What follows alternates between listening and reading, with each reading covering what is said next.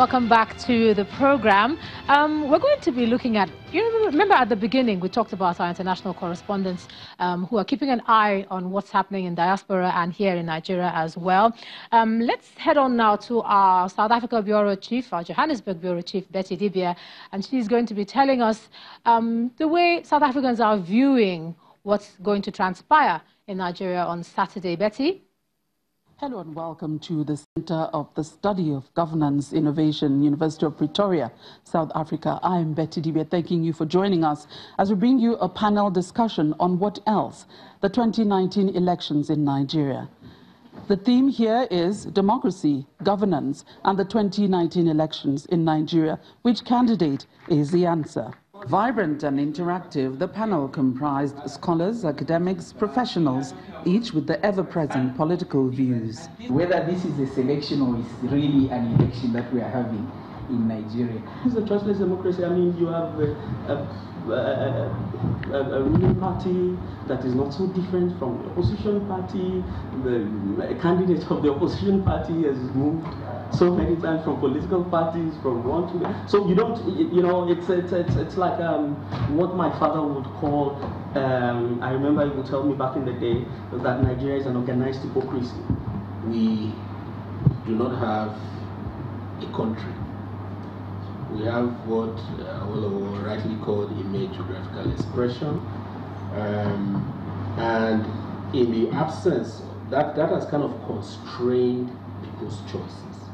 Okay, that's why we talk about PDP and APC today, rather than the other better candidates that, not necessarily parties, but candidates that could do better, but are not able to. None of them would, well, those people would win an election because of the way the country is structured. I would rather think that it is just an exercise in political action that may not necessarily bring about any change. There are constraints, there are issues, just as a few of them have mentioned. The Independent National Electoral Commission, is it really independent? The security services that will manage the various polling booths, are they really independent? But in all these, with all these constraints, we cannot say that we don't have democracy. We cannot say that we are going to have a selection. I think we have an election. I think we have some sort of democracy. Because if we didn't, when the Nigerians wanted change in 2015, they wouldn't have voted for it. The politics in Nigeria is actually a choiceless selection. There are no real political parties as it were, but I think I can tell you that with time, left to me, there shouldn't be an election. There shouldn't be elections at all. Because I can tell you that's not what Nigeria needs.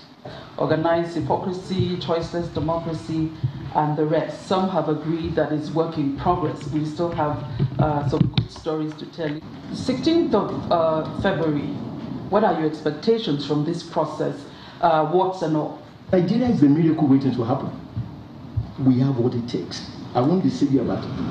Some of us, we are outside here, but I can tell you, we have what it takes to change the narratives in that country. I believe there will be a lot of hate speeches, there will be a lot of clashes, and people will try as much as possible to try their best to be included, but majority of Nigerians, as we are talking today, are actually excluded politically. So there's going to be a lot of youth participation in this election. I feel like the numbers will go up.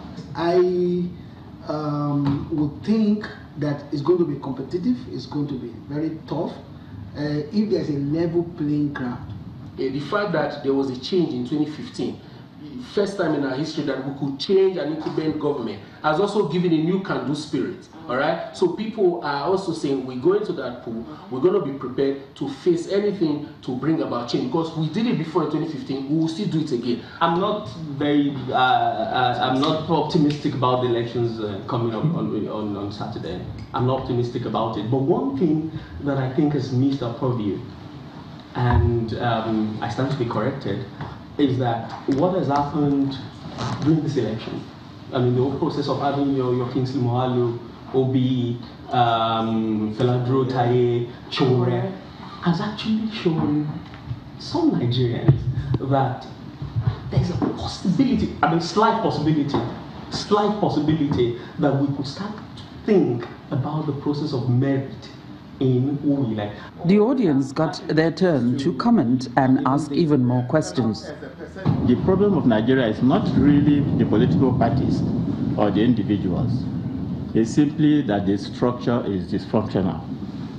If we had the right structure, then everything will fall in place.